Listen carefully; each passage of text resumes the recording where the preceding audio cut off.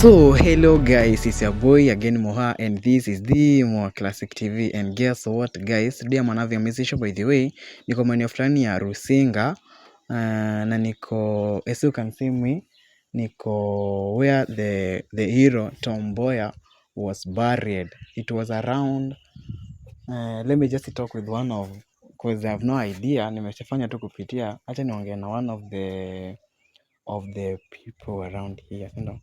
Yeah, nijue more about the place. So niaje. Poa sana.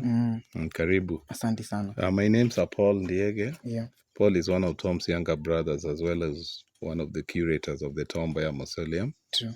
We're in Rusinga Island at the Mboya Mausoleum, which sits within the Ndiege family homestead. Yeah. Tom was born to the late Leonardus Ndiege and Marcella Wur, Yeah. and Tom was as well buried within his father's homestead. True. So the mausoleum was built 2 years after Tom's burial, Yeah. and this was a project by most of his friends and the family. Yeah. So right before us is Tom's grave.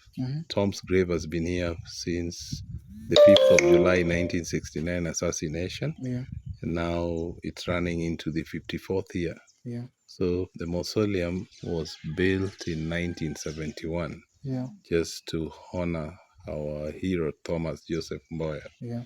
So what stands out here is the shape of the main building. Yeah. That building was designed in the shape of the bullet, just to remind us of Tom's assassination of 1969. True.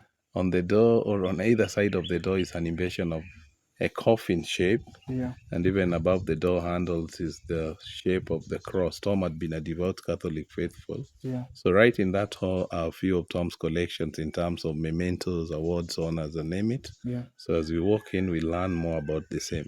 True. But before then, we have a white man's grave here. Yeah. The white man was called William X. Scheinman, an American who had met Tom at Oxford University. Yeah. They were fellow students. Yeah. But Tom would amaze his friend through his brilliance, charisma, and name it. True. So William took it upon himself to inform the then American Committee on Africa in the US about Tom. And in 1956, Tom made his maiden travel to the US through this committee. Yeah. So William would later remain a very close friend of Tom's, and he mattered so much in most of Tom's initiatives, including what Tom initiated in 1959 to the mid-60s called African American Students Foundation. This was a foundation that would enable bright but needy African students earn scholarships and study in the US colleges and universities with the aim of later coming back and helping in building the young nation Kenya. True. Among the beneficiaries of the same are the likes of Obama Senior Wangari Maathai, the late journalist Philip Ochieng Adua Witi, and many more. So later, as a friend, William amazed the whole world by writing a will to the effect that in death, his remains be cremated back in the US, so that later part of the ashes would be flown to Kenya, so that William is buried beside Tom. Now, William died 30 years after Tom, and that was on the 24th of May, 1999. So after the cremation, is part of these ashes were flown to Kenya and interred just where the grave is. True. Beyond, we have the family graveyard. Yeah. And it is within the family graveyard where Tom's skin, in terms of his brothers, sisters, and name it, are being laid to rest. Yeah. But for the parents who died in the same year, 1987, 18 years after Tom's death, their graves, as per traditions, are right in the middle of the homestead. Yeah. So into the gallery, which is bullet-shaped, Yeah. we will see a few of Tom's collections in terms of mementos, awards, honors. If you want to see the briefcase that Tom had been carrying when he was shot, all that has been displayed here. So, karibu. Thank you. We have Tom's signature portrait, a very common one that is almost all over the world. Yeah. Tom was part of the second Kenyan cabinet of 1964. When Kenya became a republic, Kenyatta became the president with Jaramogi the vice president, but Tom would sit in that cabinet as the Minister for Economic Planning and Development. This is where Tom contributed by coming up with economic blueprints and policy papers like Sessional Paper 10 of 1965 and others. As Tom was shot on Government Road, which is today Mboya Avenue, as he just walked out of the Chani Pharmacy, The very briefcase that he was carrying remains here as the starkest reminder of Tom's assassination. So Rusinga is an island and could be accessed then by a ferry that was pulled by the chain that Tom had brought to assist his people. So it was the same ferry that would help in crossing Tom's boat into Rusinga Island. Look at the house disembarking from the ferry. Herein are a lot of artifacts, including the ones from the coastal region. This Kamba and Kalenjin whom Tom had visited would make Tom an elder of their own. So these are traditional accompaniments. But at one time, Tom had been made a honorary citizen of City of Kansas, Missouri in the US. This was on the 3rd of October 1966. We have different artifacts from different locations. But Tom also met the late Queen of England, Queen Elizabeth II, who bought Tom a special gift from Korea.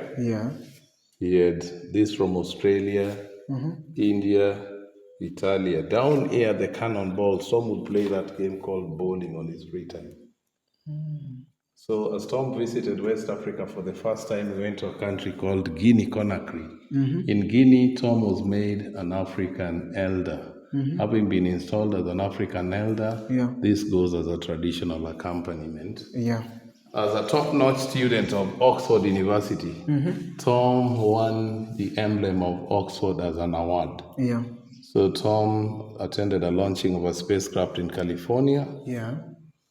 We have Tom having some Greek god from Greece. Now here is a dancing cup. Within the second cabinet, they had a band that they called the Bachelors Band. Tom won a dancing cup presented by the Nairobi Dance Committee. So Tom would also carry the fly whisk, a symbol of leadership and authority. White here symbolizes peace, while the white one would symbolize the black complexion of the African people.